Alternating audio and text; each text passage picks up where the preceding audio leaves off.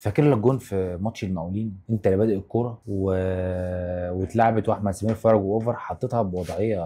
انا من جوان دي كلمني عن الجون ده. انا من جوان دي اللي هي يعني غاليه عليا جدا. ليه؟ عارف انت لما بتبقى ايه في حاجه بتجربها فانا يعني انت كان بقالي اتمرنت عليها؟ فتره بتمرن عليها، بس انا يعني اللي عاجبني في الجون اكتر ان انا استلمت الكوره من اول من تحت. انت اللي بادئها. بدايه الهجمه ودورنا الكوره وبعدين لعبتها لابراهيم يحيى، اداني تاني حطيتها لاحمد لاحمد سمير سمير في فرج. مساحه. اه. لعمر جمال في مساحه، وعمر احمد تحرك له حطها لاحمد.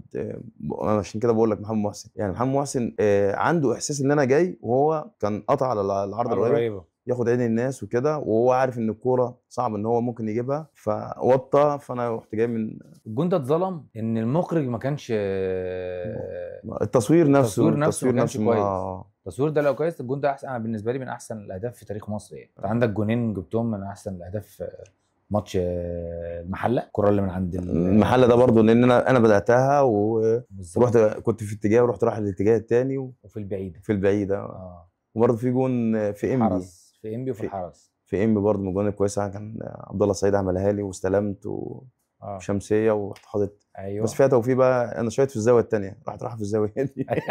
كابتن مصطفى كمان اتخدع، يعني راح على اساس ان انا بشوط كده، بس قالش راح في الزاويه الثانيه. قلشه. قالش. زي احمد فكري في 97.